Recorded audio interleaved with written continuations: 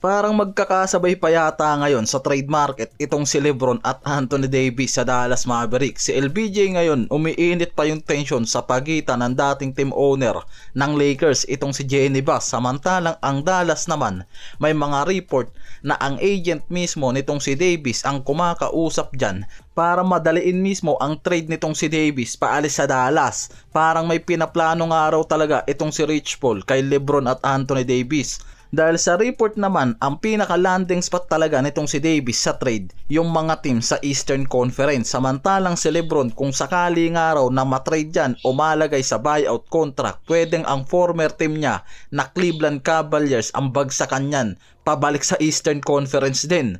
Yung tension kasi sa pagitan nitong si LeBron sa former team owner ng Lakers na si Jeanie Buss lalong umiinit dahil na rin sa ilang former NBA player na dumadagdag sa usapan na yan na pumapabor kay LeBron, dahil hindi rin nga raw maganda yung sinabi nitong si Jeanie Buss na frustrated siya kay LeBron at sa agent na to na si Rich Paul, lalo na pagdating sa team decision at direction ng team at mga trade na ginawa nito mula kay Russell Westbrook nun at yung pagdrop niya mismo dito sa anak niyang si Bronny James papuntang Lakers. Parang yan yung isa sa mga dahilan dyan na parang sobrang laki nga raw talaga ng impluensyang binibigay ng Lakers dito kay LBJ since nang mapunta yan dyan.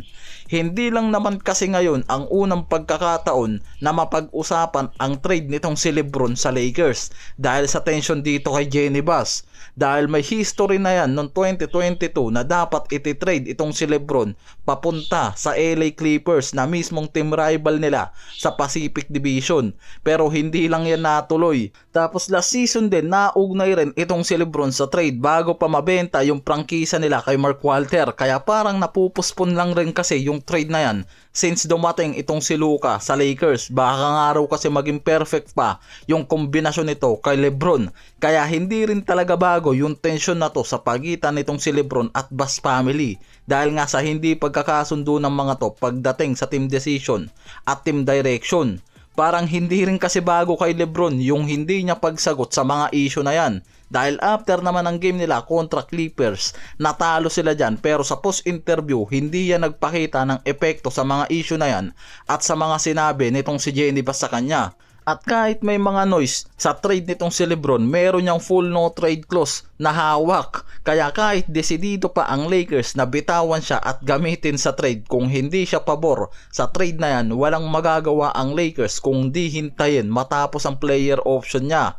Pero kung magdesisyon nga raw mismo itong si LBJ na umalis o magpa-trade dyan lang matutuloy yung trade na pinag-iisipan nitong si Jeanie Buss. Samantalang yung issue naman ng trade nitong si Davis, hindi na nga lang daw basta rumors ngayon. Dahil base mismo sa report ni Shams na itong agent ni Davis ang gustong mag-part ways na dito sa Dallas Mavericks ngayon.